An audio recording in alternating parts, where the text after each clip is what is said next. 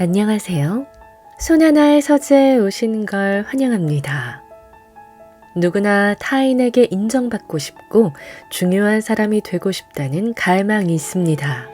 그리고 사랑하는 사람과 잘 지내고 싶고 사람들과도 사이좋게 지내고 싶어 하죠.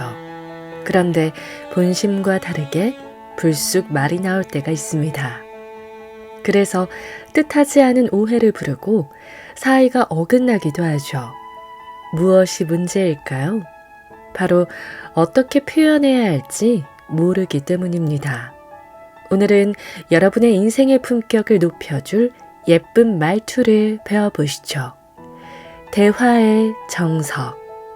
저자는 세상이 아무리 변해도 바뀌지 않는 것이 인간관계의 본질이라고 말합니다. 그래서 본질에 초점을 맞춘 대화법을 들려줍니다. 이 말투를 여러분의 일상에 적용하신다면 정말 놀라운 일이 일어날 겁니다. 예쁘게 말하는 사람들이 늘 하는 말투 함께 배워보시죠.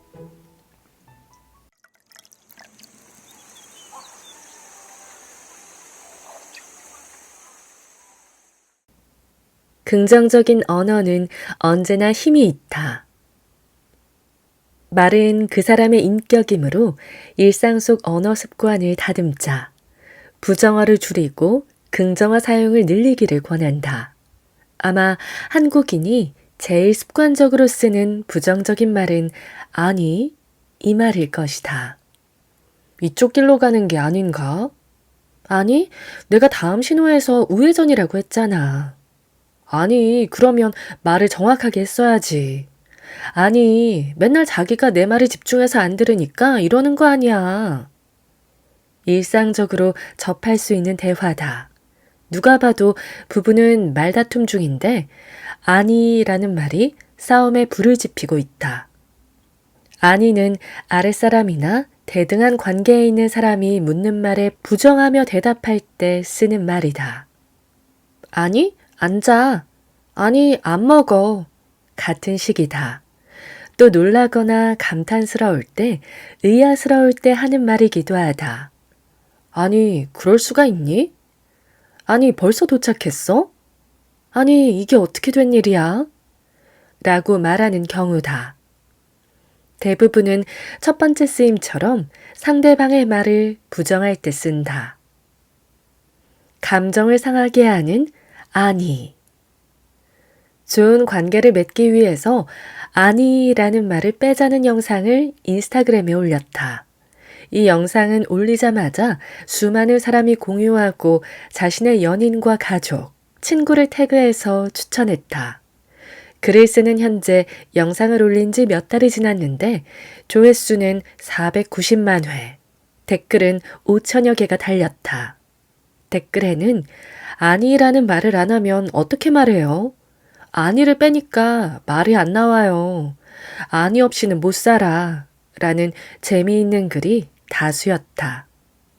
그만큼 대다수가 아니라는 말을 쓰면서도 그 말이 부정적으로 인식된다는 사실에 놀라워했다. 나는 홈쇼핑 회사에서 근무할 때 아니라는 말에 부정적인 파급력을 겪었다.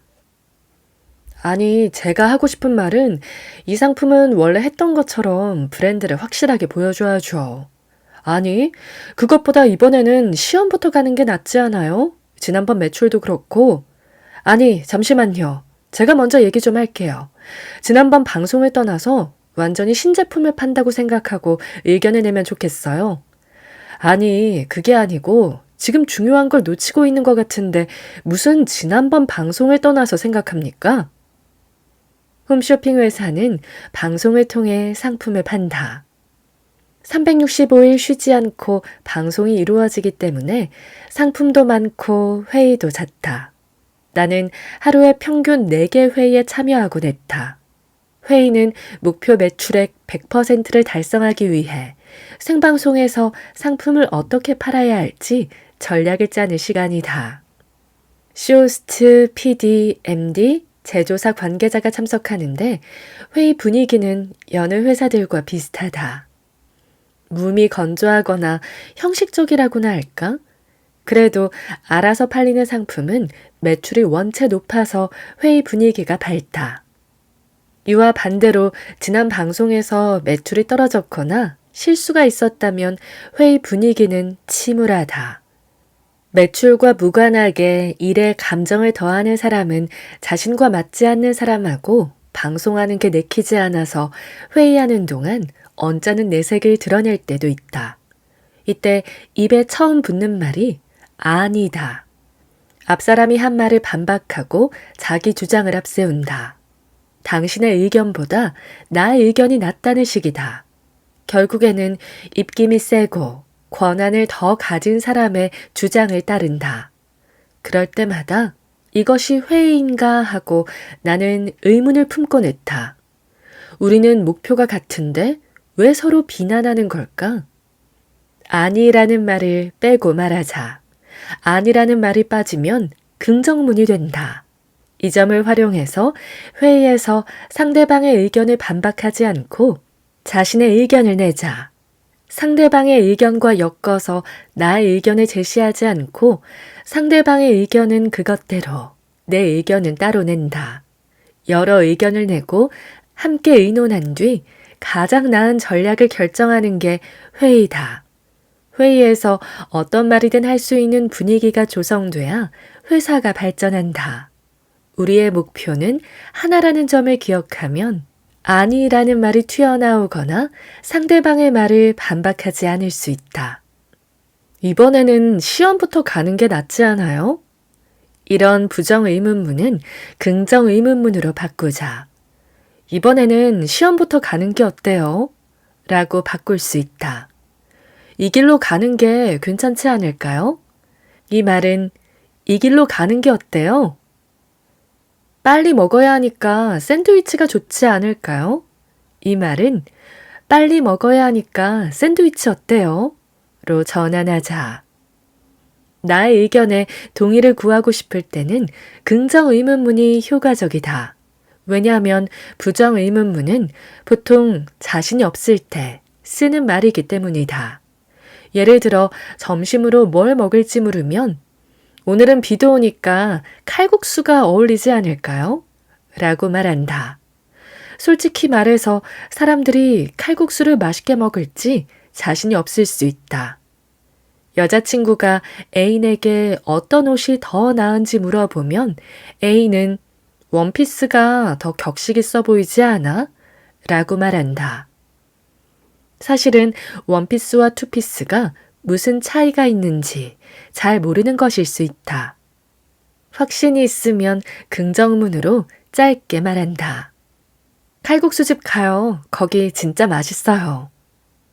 오늘은 원피스야. 정말 예쁘다. 내가 자신 있고 얼른 결정을 내려야 하는 상황이라면 확실하게 긍정문으로 말하자. 불가능한 것 말고 가능한 것을 말하자. 부모가 자녀에게 불가능한 것을 말할 때는 부정적인 단어가 난무하게 마련이다. 아빠, 아이스크림 먹어도 돼? 아이스크림은 무슨 밥 다 먹기 전엔 안 돼. 그럼 유튜브 보면서 먹어도 돼? 안 된다고 했지? 그런 습관은 어린이한테 안 좋아. 그러면 밥 먹는 동안 엄마가 책 읽어줘. 라디오처럼. 엄마는 일하고 있어서 못해. 아빠한테 읽어달라고 해. 안 돼? 못해? 하지 마. 그러는 거 아니야. 안 된다고 했지? 같은 말은 행동을 통제하는 말이다. 하고 싶은데 할 수 없을 때 사람은 박탈감과 상실감을 느낀다. 어른은 자녀를 교육하고 가르칠 의무가 있어서 그렇다고 항변할 수 있다. 정말로 부모가 아이에게 바라는 건 건강하고 맑게 자라서 스스로 옳은 선택을 하는 성인이 되는 것이다. 그렇다면 강제적으로 억압하고 통제하는 것은 도움이 되지 않는다. 자신을 통제하는 사람이 없을 때는 스스로 통제하는 힘을 갖지 못할 테니까 말이다. 이럴 때는 긍정적인 말이 유용하다. 희망이 있으면 기대감이 생기고 능동적으로 행동할 수 있다. 즉, 지금 못한다고 말하는 대신 곧 할 수 있다고 말하는 것이다. 밥 다 먹으면 아이스크림 먹자. 유튜브는 이따가 보자. 지금은 밥 먹는 것에 집중하는 거야. 그래야 소화도 잘 되고 밥이 더 맛있어. 엄마가 일 끝나고 30분 뒤에 읽어줄게. 지금 꼭 듣고 싶으면 아빠한테 읽어달라고 할까? 나는 이 방법으로 참을성을 길렀다. 강제와 억압, 통제가 아니라 희망으로 말이다. 아무리 힘든 과업이 있고 밖에는 달콤한 일이 있어도 참고 할 일을 마친다. 예를 들면 지금 글을 쓰는 일은 고통스럽다. 아무것도 하지 않고 글만 10시간씩 쓴다. 그렇지만 글을 다 쓰면 보람과 만족, 보상과 휴식이 기다리고 있다는 사실을 안다. 희망이 있기에 글 쓰는 현재가 힘들어도 견딜 수 있다. 더욱이 최선을 다하면 기쁨은 더 크게 다가온다. 같은 말도 예쁘게. 친구가 소개팅을 주선하려고 이상형을 묻는다. 이상형이 뭐야? 주변에 괜찮은 사람 있으면 소개해줄게. 술을 매일 마시는 사람은 싫어. 사소하게 거짓말하는 사람도 별로야. 운동 안 하는 사람도 게을러 보여서 좀 그렇고 생각 없이 말하는 사람은 진짜 안 만나고 싶어. 바쁘다고 연락을 자주 안 하는 사람도 올해는 못 만나겠더라. 와, 받아 적어야겠는데? 과연 친구는 소개팅 주선에 나설까? 상대방은 까다로운 사람같이 보인다. 싫어하는 것들을 이야기할수록 싫어하는 것이 많은 사람처럼 느껴진다. 싫어하는 것을 말하는 그 사람의 표정도 기억에 남을 것이다. 사람은 싫어하는 것을 말할 때면 자동적으로 인상이 구겨지기 때문이다. 이 사람은 자신이 싫어하는 행동을 하지 않을 사람을 바라고 있다. 그렇다면 싫어하는 것 대신 좋아하는 것을 말하면 어떨까? 술을 매일 마시는 사람은 싫어 라고 말하는 대신 술을 적당히 마시는 사람이 좋아 라고 말하는 것이다. 사소하게 거짓말하는 사람도 별로야. 대신에 정직한 사람이 좋아 라고 말할 수 있다. 운동 안 하는 사람도 게을러 보여서 좀 그렇고 보다 자주 운동하는 사람이 좋아. 생각 없이 말하는 사람은 진짜 안 만나고 싶어. 대신에 말의 무게를 아는 사람을 만나고 싶어. 바쁘다고 연락을 자주 안 하는 사람도 올해는 못 만나겠더라. 보다 바빠도 연락을 자주 하는 사람이 좋아. 라고 말하는 것이다. 좋아하는 것을 말할 때는 어감도 표정도 밝다. 사랑하고 좋아하고 소중히 여기는 것들을 떠올려 보라. 생각만 해도 입가에 미소가 번지고 지금이 어떤 상황이든 그 생각만으로 기분이 환해진다. 류시화 시인은 자신의 페이스북에 이런 글을 올렸다. 세상에는 두 종류의 사람이 있다. 나는 불행한 것이 싫어 라고 말하는 사람과 나는 행복한 것이 좋아 라고 말하는 사람. 예민한 사람일수록 싫어하는 것이 많다. 하지만 우리가 부여받은 예민함은 좋은 것, 아름다운 것, 위대한 것을 발견하는 능력이어야 한다. 자기 주위에 벽을 쌓는 쪽으로 그 재능이 쓰여선 안 된다.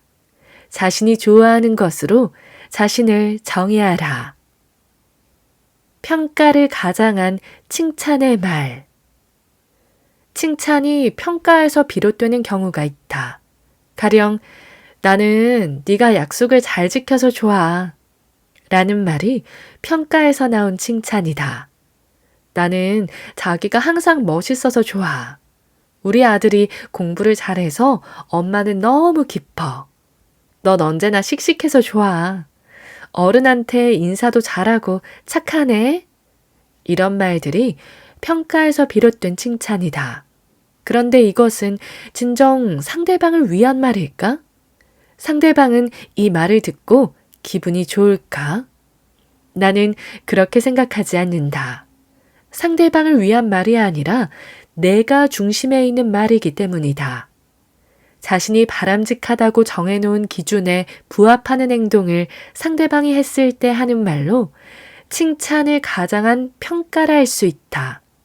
또는 상대방이 변하도록 유도하려고 하는 말이기도 하다. 그래서 이런 류의 칭찬을 들으면 마냥 기분이 좋지만은 않다. 상대방을 위한 행동은 처음 얼마간은 할 수 있으나 오래가지 못한다. 나 자신을 위한 행동일 때 장기간 지속하는 힘이 있고 상호 발전적이다. 약속을 잘 지켜서 좋다고 말하니 혹시라도 약속을 못 지키게 되면 실망하지 않을까 걱정할 수 있다. 멋있어서 좋다고 하니까 왠지 꾸민 모습만 보여야 할 것 같아. 공부를 잘할 때 엄마가 기뻐하니까 행여 성적이 떨어질까 봐 불안하다. 씩씩한 모습이 좋다고 하니까 힘들 때 당신한테는 내색하지 못할 수 있다. 그러니 이런 의도가 없다면 앞으로 상대방이 진심을 고스란히 느낄 수 있도록 정확히 표현하자. 평가하는 사람 말고 발견하는 사람. 평가하는 사람 말고 발견하는 사람이 되어보자. 당신이 이걸 해서 좋아 라고 조건을 달아 평가하는 대신에 그 좋은 점을 발견한 나의 생각과 그 발견에 따른 나의 감정 또는 느낌을 말하는 것이다. 나는 네가 약속을 잘 지켜서 좋아. 대신에 네가 나와의 약속을 소중하게 여기는 것 같아서 나는 참 고마워 라고 말할 수 있다. 칭찬은 즉 감사의 말이다. 발견을 잘하기 위해서는 상대방이 한 행동에 따른 결과를 판단하기보다 그 행동이 지닌 의미를 파악하는 노력이 필요하다. 나는 자기가 항상 멋있어서 좋아. 이 말은 멋지게 꾸며놓은 현재의 결과를 판단하는 말이다. 의미를 파악해보면 상대방이 멋있어 보이는 것은 내가 그 사람을 사랑하고 있다는 방증이다. 나는 자기가 언제나 멋있어 보여. 잠을 자는 모습도 이를 닦는 옆모습도 토라져서 등을 돌리고 있을 때 뒷모습마저도 멋있어. 정말 많이 사랑해 라고 말할 수 있다. 마찬가지로 우리 아들이 공부를 잘해서 엄마는 너무 기뻐. 대신에 엄마는 아들이 뭐든 성실하게 하는 모습에 감동받았어. 넌 언제나 씩씩해서 좋아. 대신에 너의 씩씩한 모습을 보면 나도 힘이 나는 것 같아. 어른한테 인사도 잘하고 착하네. 대신에 먼저 와서 인사해줘서 고마워 라고 말할 수 있다. 힘든 순간에 기분을 바꾸는 기술. 나는 예전에 불평을 자주 했다. 일이 왜 이렇게 많아? 피곤해 죽겠네. 짜증나? 말 걸지 마. 힘들어 죽겠어. 이런 말로 상황을 부정적으로 해석하고 부정적인 감정을 표출했다. 나를 봐달라고 투정 부리는 불평투성이었다. 그러나 투덜거려도 상황은 나아지지 않았다. 오히려 내가 처한 상황이 더 부정적으로 느껴졌고 함께 있는 사람의 의지까지 꺾곤 했다. 죽을 만큼 힘든 상황에서는 구조를 바라지 불평하지 않는다. 불평은 그저 유치한 습관이다. 그래서 의식적으로 불평하지 않으려고 했었고 입에서 불평하는 말이 튀어나오는 순간 입을 닫았다. 그리고 짜증나고 불쾌해지려는 순간 희망을 떠올렸다. 지금 이 상황은 희망찬 순간을 맞이하기 위한 과정이라고 의식적으로 인지하면서 말이다. 그랬더니 이제는 사소한 일로 웬만해선 불평하지 않는다. 유일하게 불평하는 순간은 운동할 때다. 산을 오를 때면 오르막길에서 무척 힘이 드는데 내 의지대로 산에 갔으면서 희한하게 불평이 하고 싶다. 참다 결국 입에서 힘들다는 말이 툭 나온다. 하지만 그럴 때 곧바로 바람을 덧붙인다. 아, 진짜 힘들어. 그렇지만 정상에 곧 도착하겠지. 내가 여길 왜 왔는지 모르겠어.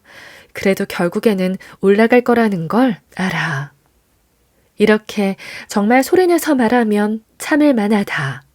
내 강의를 듣던 수강생도 예전부터 이런 습관을 들였다고 했다. 오늘따라 왜 다들 나만 찾는 거야? 내가 일을 잘한다는 뜻이지. 짜증나. 하지만 나는 웃을 거야. 이런 일쯤은 나한테 아무것도 아니니까. 이렇게 힘든 순간 바람을 덧붙여 말하면 금세 기분이 상쾌해지고 긍정적인 언어 습관이 길러질 것이다. 쑥스러워도 전해야 하는 감사의 말. 부모님은 환상의 짝꿍이다. 이 경상도 출신 부부가 식사를 한다. 밥 먹자, 온나. 국물 맛있지? 딸도 맛있지? 아빠는 말 없으면 맛있는 거다. 아버지는 맛이 있거나 마음에 들면 아무 말이 없다. 반대로 맛이 없거나 마음에 안 들면 요리사처럼 훈수를 둔다. 그래서 두 분은 자주 다툰다.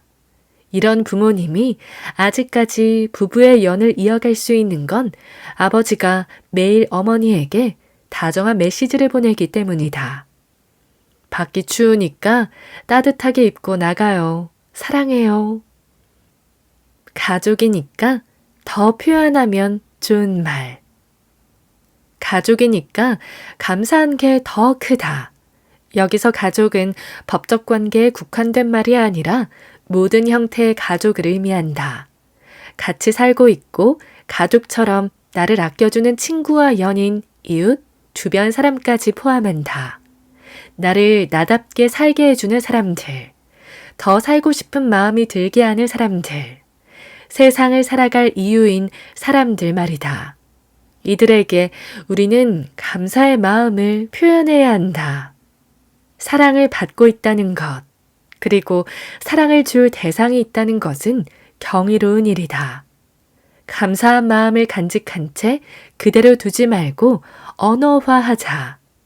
사랑에 빠지면 사랑한다는 말이 마음을 다 표현하지 못하는 것처럼 느껴진다. 계속 말해도 부족한 말이 사랑한다는 말이 된다. 감사하다는 말도 이와 똑같아서 한 번 했다고 끝내지 말자. 사랑한다, 고맙다, 좋아한다는 말은 듣고 또 들어도 행복해지는 말이다. 이메일을 주고받으면 한국인은 언제나 감사합니다로 마무리한다.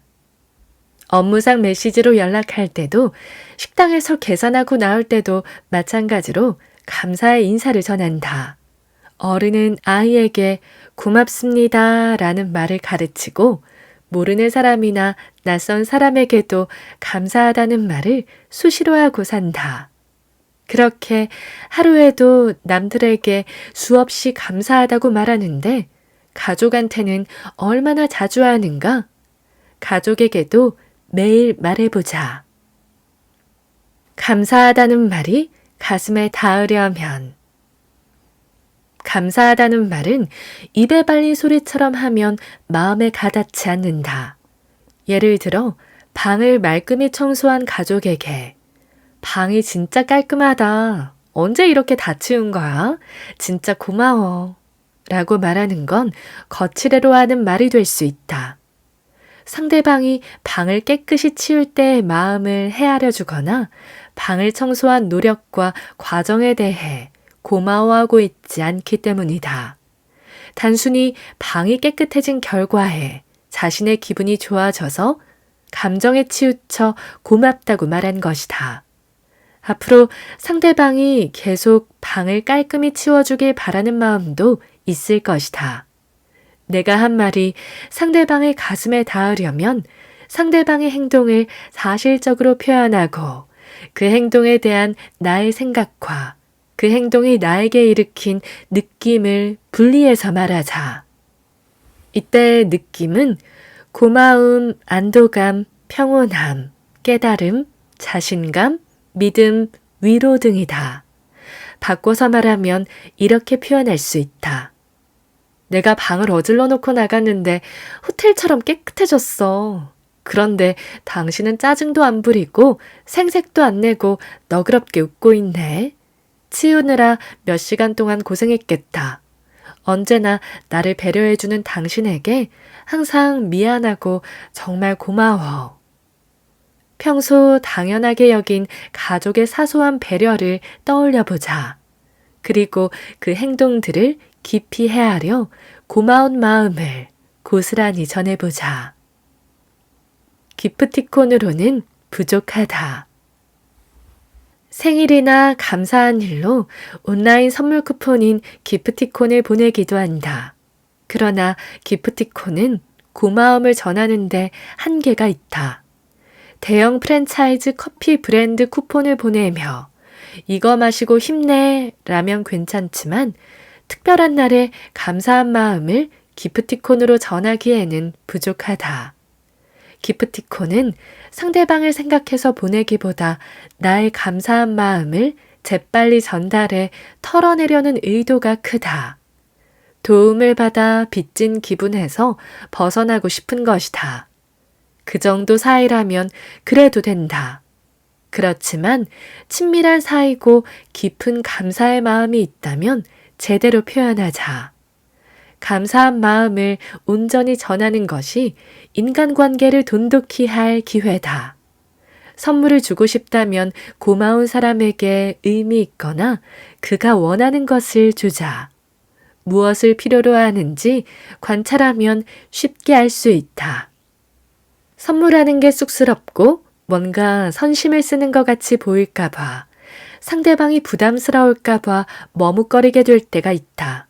하지만 마음을 전하는 일이라고 생각하면 전하는 게 맞다. 그리고 이것도 자신의 입장에서 생각한 것이다. 상대방의 반응은 선물을 주고 난 뒤에 알 수 있다. 만약 상대방이 예의상 거절하면 나는 나를 위해 받아달라고 말한다. 선물을 보면서 나를 기억해달라고 말이다. 무엇이 필요한지 물으면 끝까지 말 안 하는 사람도 있다. 그럴 때 나는 요즘에는 뭐가 필요할까? 하고 상대방의 입장에서 생각한다. 필요한 게 없는 사람도 있다. 그렇다면 어떤 걸 주는 게 의미 있을까를 상대방의 입장에서 고려한다. 선물은 마음이 전해질 때 값지다. 가격이나 브랜드는 중요하지 않다. 내가 소중히 간직하는 선물은 수강생들이 직접 쓴 편지와 메시지다. 빼곡하게 감사한 마음을 적은 글을 보면 내가 누군가를 돕는다는 사실에 기쁘고 그 마음을 표현해줘서 무척 고맙다. 인상적인 선물은 직접 요리해서 나눠준 음식, 내가 아주 필요로 한 것을 딱 알아차려서 건넨 것들이다. 관심과 애정이 깃든 선물들이었다. 제대로 사과하지 않으면 일만 커진다. 신호 대기 중에 택시가 뒤에서 차를 들이받았다. 나는 차 상태를 점검하려고 내렸다. 괜찮죠? 네? 보니까 차도 멀쩡한 것 같은데 그냥 가시죠. 괜찮다, 그냥 가라는 말은 내가 괜찮으면 할 말이다. 그런데 택시기사는 사고 한마디 없었다. 사고를 낸 사람은 상대방이 다친 데가 없는지 살피고 차량 파손과 사고에 따른 피해에 대해 사과하고 조치할 의무가 있다. 신호 대기 중 차량 후미 추돌 사고는 뒷차의 100% 과실이다. 나는 경미한 사고라 그냥 가려고 했지만 기사의 오만한 태도에 마음을 바꾸고 경찰과 보험회사를 통해 사고를 처리했다. 사과는 즉시 제대로. 괜찮으세요? 죄송합니다. 라는 사과 한마디면 해결될 일이었다. 사과를 제대로 하지 않으면 문제는 일파만파 불어난다. 명백히 자신이 잘못한 상황에서도 사과하지 않는 사람들이 있다. 사과하면 잘못을 인정하는 게 되고 문제의 책임을 떠안기 싫어서 혹은 자존심이 상해서다. 거기다 자신도 나름의 이유가 있다며 억울해하고 사과는커녕 변명을 한다. 이처럼 사과하지 않는 건 자기만 생각하는 이기적인 행동이다. 사과는 즉각적으로 제대로 해야 한다. 잘못을 인지한 순간 즉시 사과하자. 사과가 늦어질수록 상대방의 화는 더 커진다. 생각할수록 화나네 라고 말한 적 있지 않은가?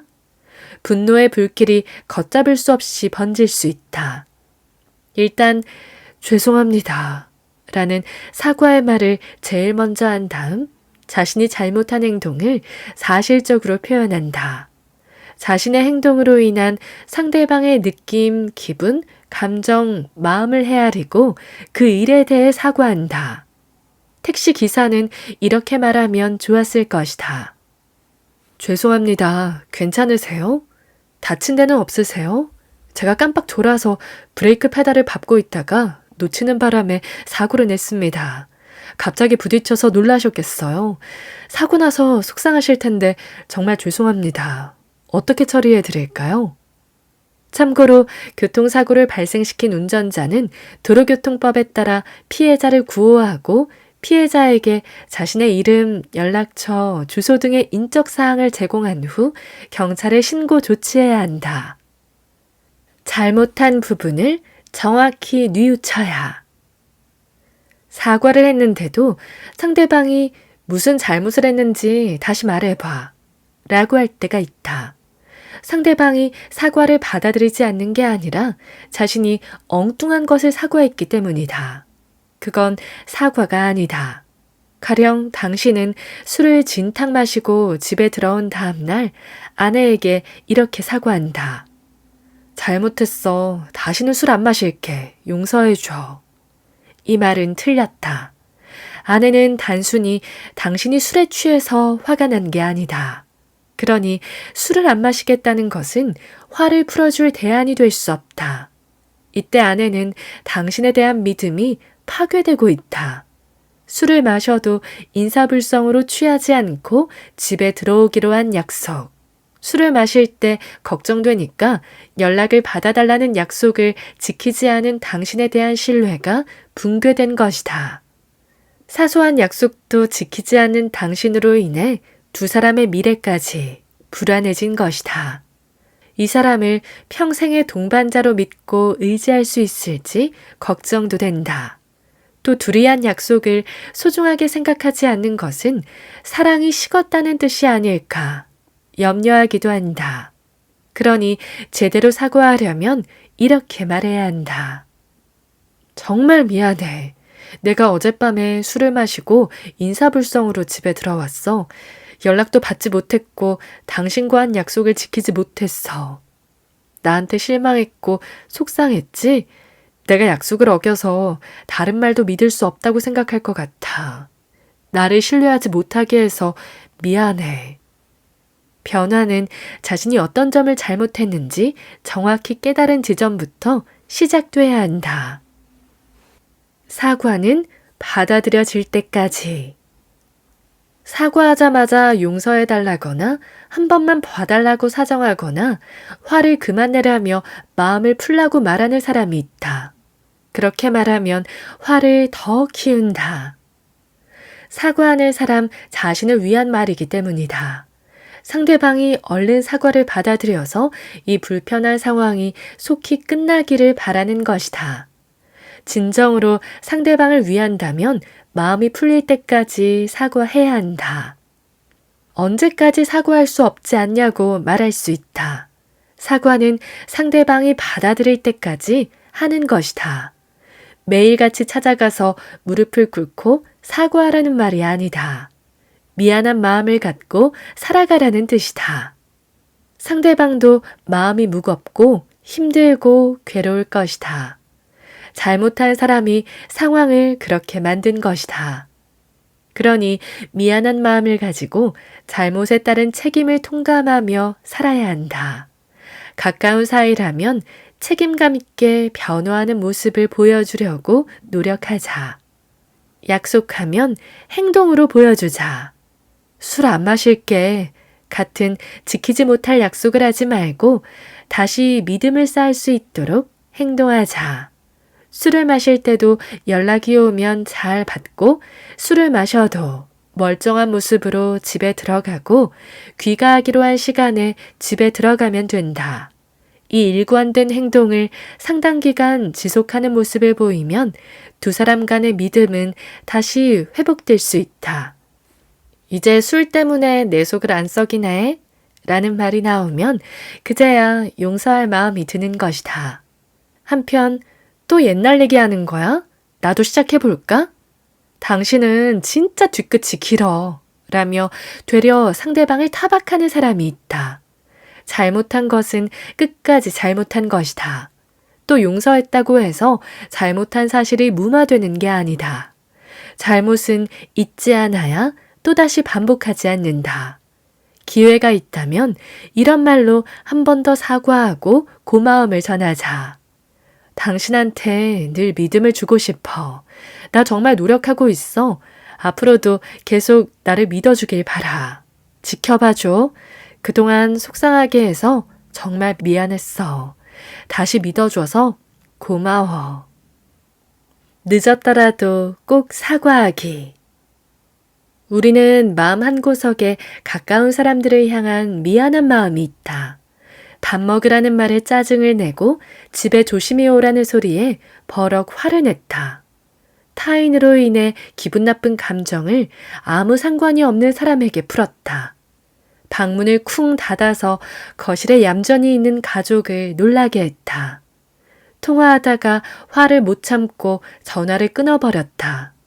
입에 담지 못할 말을 퍼부었다. 분노를 감정적으로 표출하고 막무가내로 짜증내고 무례하게 굴었던 날들이 떠오르는가? 그렇다면 나는 늦었더라도 사과하라고 말하고 싶다. 사랑하는 사람이 나의 옆을 지켜주고 있다면 지금이라도 사과하자. 그때 미안했다고. 오랫동안 마음속에 담고 있었는데 말하지 못했다고 말하자. 내게 소중한 사람을 소중하게 대해야 했는데 그러지 못해서 잘못했다고 말하자. 진작 사과하고 싶었는데 용기가 없었고 더 늦기 전에 사과하고 싶었다고 미안하다고 말하자. 앙금을 묻어두고 살아가면 시간이 흐를수록 마음의 골은 깊어지고 사이는 소원해진다. 진심을 전하는 일은 힘들어도 생각보다 어렵지 않다. 진정성이 전달되면 따뜻한 화해가 이뤄질 것이고 그렇게 살아가는 일이 우리 자신에게 이롭다. 마음의 짐을 덜고 서로 다정하게 살아가자. 말의 품격을 드러내는 호칭. 집을 수리하고 싶은 고객이 인테리어 업체와 상담하고 있다. 방 4군데의 벽지를 새로 하려고 하는데요. 네, 사모님, 집이 몇 평이죠? 45평이에요. 사모님, 그러면 견적을 내러 한번 방문해도 될까요? 저 죄송한데 제가 사모님이 아니에요. 아, 죄송합니다. 사모님이 입에 붙어서요. 표준국어 대사전에 따르면 사모님은 스승의 부인, 남의 부인, 윗사람의 부인을 높여 부르거나 이르는 말이다. 한마디로 누군가의 부인인 여성을 부르는 호칭이다. 그런데 이처럼 결혼 여부를 모른 채 상대방이 여성이라는 이유로 사모님이라는 호칭을 쓰는 사람들이 있다. 이들은 남성에게는 사장님이라는 호칭을 쓴다. 그게 예의라고 생각해서다. 어떻게 부르면 될까요? 나는 주차장에서 사모님이라는 소리를 처음 들었다. 주차 관리원이 3분 동안 5번 이상 나를 사모님이라고 불렀다. 선생님, 저는 사모님이 아니에요. 결혼하지 않았습니다. 그럼 뭐라고 불러야 하나요? 손님이라고 부르거나 굳이 호칭을 부르지 않아도 되지 않을까요? 사모님이라는 호칭이 가져오는 긍정적 효과는 크지 않다. 요즘은 비혼 여성이 늘고 있고 결혼한 여성일지라도 모르는 사람에게 듣는 사모님 소리는 달갑지 않다. 내가 주체가 아니라 누군가의 부인인 위치에 서기 때문이다. 사모님이라고 부르기 전에 상대방에게 물어보자. 제가 뭐라고 부르면 될까요? 또는 성함이 어떻게 되시죠? 라고 할 수 있다. 우리는 모두 이름을 갖고 있고 이름을 부르는 게 더 낫다. 사모님이라고 부르기 적합한 상황은 남편을 아는 경우 그의 부인을 지칭할 때다. 선생님, 사모님은 잘 지내시죠? 부적절한 호칭은 인상을 찌푸리게 한다. 그럴 수 있어. 라는 마법의 말. 아내가 화장실 바닥에 떨어진 머리카락을 치우다가 화가 나서 남편을 부른다. 샤워하고 머리카락 떨어진 거 치우기로 했잖아. 아니, 무슨 머리카락 가지고 자꾸 그래? 대체 몇 번을 말해 머리카락 치우라고. 왜 맨날 내가 치워야 해? 그게 그렇게 싫어? 이해가 안 가네. 왜 싫은데? 응, 싫어. 싫다고. 엄청. 화장실이 지저분해 보이잖아. 알았어. 내가 화장지 뜯는 쪽이 앞으로 오게 걸자고 했지. 근데 반대로네. 그치? 뭐? 앞이나 뒤나 무슨 상관이야. 진짜 어이없어. 우리는 별일도 아닌 것으로 치열하게 언쟁을 벌인다. 분노가 치솟으면 상대방을 비난하면서 이해가 안 간다는 말을 되풀이한다. 도대체 왜 그러냐면서 원인을 추궁하기도 하는데 이 말은 상대방을 이해하려고 물어보는 건 아니다. 어디 말 같지도 않은 이유나 들어보자는 심정으로 묻는 것이다. 얼마나 이상한 사람인지 보자는 식이다. 상대방이 덫에 걸려서 이유를 말하면 그것 보라며 말도 안 되는 논리를 펼친다고 꼬투리를 잡아서는 더욱 힐난한다. 이럴 때 우리가 재빨리 머릿속에 떠올려야 할 말은 그럴 수 있어다. 상대방은 나와 생각이 다를 수 있다. 왜냐하면 다른 사람이기 때문이다. 타인이 나와 같은 생각을 하고 나의 예상대로 행동할 거라고 기대하는 건 나만의 상상이고 바람일 뿐이다. 생각이 다르다고 상대방을 비난하며 이해할 수 없다고 말하는 것은 결국 누구에게도 도움이 되지 않는다. 모든 사람은 나와 다르다고 생각하는 게 먼저다. 다른 사람임을 인정하면 그럴 수 있어 라는 생각이 든다. 그리고 입에서도 그럴 수 있어 라는 말이 나온다. 나도 자주 하는 말이다. 나는 그럴 수 있어요. 맞아요. 그렇게 생각할 수 있어요. 라고 이야기한 뒤 설득하곤 한다. 한 번은 기업에서 강의를 하는데 누군가가 삐딱한 어조로 질문을 했다. 발음을 그렇게 정확히 해야 하나요? 나는 아나운서 출신이자 말하기를 강의하는 사람으로서 발음을 중요하게 여긴다. 발음이 부정확하면 전달력이 떨어지기 때문이다. 그때도 이런 이야기를 하면서 40명의 직원과 발음 연습을 하고 있었다. 일순간 나의 교육에 반기를 드는 듯한 질문에 반감을 느끼며 수백 가지 논리로 그를 공격하고 싶은 마음이 들었다. 하지만 생각은 다를 수 있다는 걸 자각하고 그에게 왜 그러냐고 물었다. 그가 대답했다. 불편하잖아요. 이상해 보이기도 하고요. 그의 발언에 다른 직원들이 내 눈치를 살피기 시작했다. 내가 이상해 보인다는 건가? 그렇지만 나는 인내심을 발휘해 나를 겨냥하는 말이 아니라고 분리해 생각하고 그의 입장에서 교육을 바라봤다. 그랬더니 곧바로 그럴 수 있어요. 라는 말이 나왔다. 이상해 보일 수 있죠. 불편하고요. 지금까지 이렇게 안 했으니까요. 신기한 건 이렇게 불편하다가 며칠 지나면 입모양이 자연스럽고 편안해져요. 전달력은 눈에 띄게 좋아지고요. 이 말을 들은 그는 열심히 발음 연습을 하고 끝까지 성실하게 강의를 들었다. 만약 내가 나를 방어하기 위해 그의 말을 반박하고 그를 공격하는 말을 했다면 어땠을까? 강의 분위기는 최악으로 치달았을 테고 나는 그날을 떠올릴 때마다 후회하며 수치심을 느꼈을 것이다. 하지만 내가 그럴 수 있어요.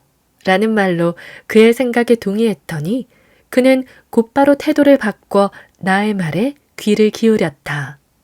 우리는 종종 자신을 공격한다는 생각이 들면 매섭게 받아친다. 하지만 그저 표현 방식이 직설적인 거지 사람을 공격하려고 한 말은 아닐 수 있다. 그럴 수 있어요. 라는 말은 이처럼 타인을 내 편으로 만들 수 있는 마법의 말이다. 낯선 사람과의 대화나 회사에서 의견 대립이 있을 때 이 말을 해보자. 다른 생각을 존중하는 순간 분위기가 한층 부드러워지는 것을 느낄 수 있다.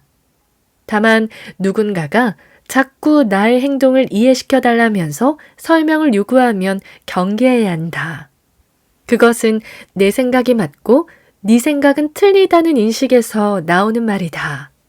그럴 수 있어 라는 말은 나와 다른 상대방의 생각을 존중하고 상대방과 다른 나의 생각을 존중하게 하는 효과가 있다. 그렇게 양측이 서로의 의견을 존중하며 합일점을 찾는 열쇠다. 그런데 일방적으로 한쪽만 상대방의 생각을 존중하면서 설명하고 있다면 비정상적인 관계다. 그럴 때는 관계를 점검하고 더 이상의 설명을 멈춰야 한다. 이해할 수 없으면 그냥 외국인으로 보기. 나와 다른 생각을 존중하려고 해도 상대방이 정녕 이해가 안 되면 외국인이라고 생각하는 것도 한 방법이다. 우리는 한 집에 사니까, 함께 오랜 시간을 보냈으니까, 세상에서 나를 가장 잘 이해하는 사람이라고 믿으니까 가족과 연인을 자신과 동일시하기도 한다. 이 정도 말하면 알겠지 싶었는데 기대와 완전히 어긋나는 행동을 하니 속상해하고 실망한다. 타인이 아닌 나의 전부라고 여기면서 나와 같은 생각을 하고 같은 미래로 나아가기를 바랐는데 말이다. 나도 그랬다. 그러다가 교포 수강생을 만나면서 생각이 360도 바뀌었다. 그는 미국에서 살다가 32살에 한국에 출장 오면서 처음으로 한국어를 배웠다. 겉은 한국인이지만 속은 미국인이다. 그런데도 외모가 한국 사람이니까 나는 자꾸 그 사람이 외국인이라는 사실을 잊었다. 그가 한국 사람들은 왜 발표를 두려워하나요? 라고 물어보면 그제야 아 맞다. 이 사람은 미국인이지? 라고 인지했다. 차이를 당연하게 받아들이면서 그를 대하는 내 모습이 점점 관대해졌다. 그리고 깨달았다. 우리가 타인을 비난하는 가장 큰 이유는 눈으로 보이는 게 비슷하기 때문이다. 한국 사람들은 피부색과 체형이 비슷하다. 우리는 같은 문화를 겪고 학업 수준과 생활 방식이 비슷해서 서로 생각도 비슷할 거라고 여긴다. 그러니 조그만 의견 차이가 생겨도 큰 싸움으로 번지게 된다. 이렇게 닮은 너와 내가 다른 생각을 한다는 사실이 이해되지 않아 충격을 받는다. 하지만 우리가 겉모습이 비슷하고 동일하게 한국어를 사용하더라도 각자 다른 언어를 구사하고 있음을 기억하자. 외국에 나가면 피부색과 체형이 확연히 다른 여러 인종의 사람들을 만나게 된다.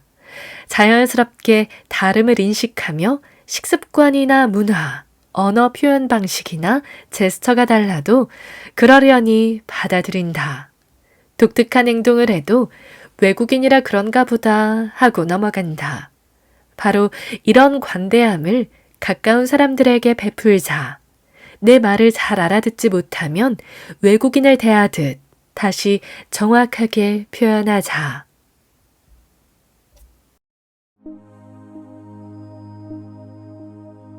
오늘 저와 함께한 시간 어떠셨나요? 편안한 시간이 되었길 바라며 또 들러주시길 기다리겠습니다.